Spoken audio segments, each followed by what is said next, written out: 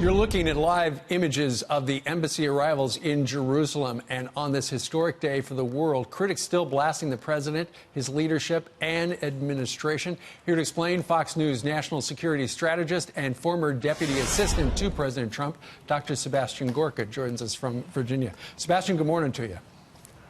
Good morning, Steve. You know, what is it about this president that simply drives the left so crazy? He's getting so many, check marks on that whiteboard up on the wall of the White House, and yet they can't acknowledge the fact that it does appear we are making some progress.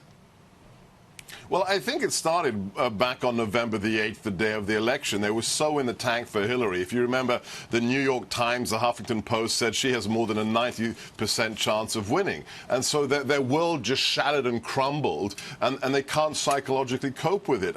Let's look at one metric. The Heritage Foundation, whenever there's a new presidency, they write a book called Mandate for Leadership. And in it, they talk about the things a new president should do if they wish to be a conservative. The Heritage Foundation list this time was 355 policy recommendations for the new president. They just went back to that list. They did a kind of spreadsheet. He has realized more than 60% of those policy recommendations in less than a year and a half, Steve. It's stunning. He's achieved things in 1 year that most presidencies would be happy with after 8 years. Sure. And it just drives them insane. It drives them insane. It does. And as we look over at the big board, some of the president's accomplishments today, moving the embassy to Jerusalem, leaving the Iran deal, got the guys back from North Korea. His approval ratings are on the rise. A couple of judges have rebuked what Robert Mueller's investigation was all about, and then making the economy great again. But so much of the news right now is about, a small kind of trivial things.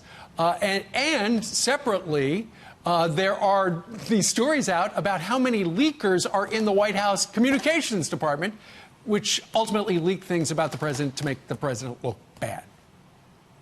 Yeah, the leaks disturb me. General Kelly really got a grip on the White House when he came in. Now there seems to be a resurgence. I know there are still people in the White House who don't respect the president, and I never understood why you'd want to work for somebody you don't respect. But they'll be dealt with. I trust the general. But at the end of the day, it really is stunning. Just the economy, Steve.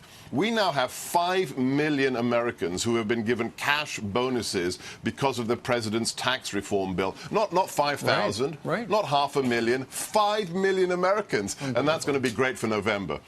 Absolutely, indeed. All right, Sebastian Gorka, as we look live at Jerusalem, where they will be unveiling the big plaque to designate that building as the U.S. Embassy. Sebastian, thanks for joining us today.